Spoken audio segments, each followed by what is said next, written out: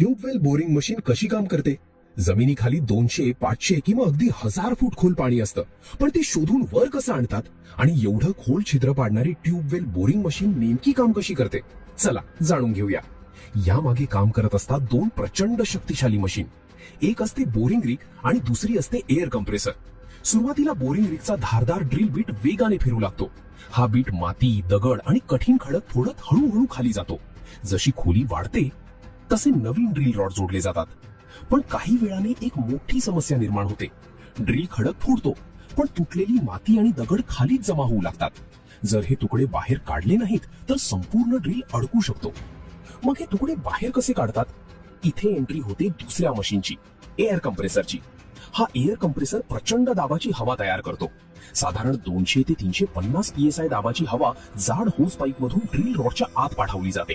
ही हवा शेकडो फूट खाली ड्रिल बीट पर्यंत पोहोचते आणि मग खाली असलेली माती, धूळ आणि खडकांचे तुकडे हवेसोबत वेगाने वर फेकले जातात. म्हणून बोरहोल सतत स्वच्छ राहतो आणि ड्रिलिंग थांबत नाही. पण एवढंच नाही, कठीण खडकात बोरिंग करताना खाली एक विशेष DTH हॅमर बसवलेला असतो. हा हॅमर देखील याच कॉम्प्रेस्ड एअरवर चालतो. हवा पोहोचताच हॅमर सेकंदाला अनेक वेळा खडकावर प्रहार करतो. म्हणजे खडक फोडण्याचं काम फक्त ड्रिल बीट करत नाही, तर खाली लपलेला हा कॉम्प्रेस्ड एअर ऑपरेटेड हॅमरही करत असतो. ड्रिलिंग सुरू असताना तज्ञ बाहेर येणारी माती आणि खडक तपासत असतात, कारण प्रत्येक थर त्यांना जमिनीखाली काय आहे याची माहिती देत असतो. आणि मग एक क्षण असा येतो जेव्हा बाहेर येणारी माती ओली दिसू लागते. कधी कधी हवेसोबत पाण्याचे फवारेही बाहेर उडतात. हा संकेत असतो की भूजलाचा थर सापडला आहे. जेव्हा पाण्याचा थर म्हणजेच ऍक्विफर सापडतो तेव्हा ड्रिलिंग थांबवली जाते. यानंतर त्या छिद्रात मजबूत PVC किंवा स्टीलचे पाईप खाली सोडले जातात. हे पाईप बोरवेलला कोसळू देत नाहीत आणि स्वच्छ पाणी वर आणण्याचा मार्ग तयार करतात. आणि शेवटी बसवला जातो एक सबमर्सिबल पंप.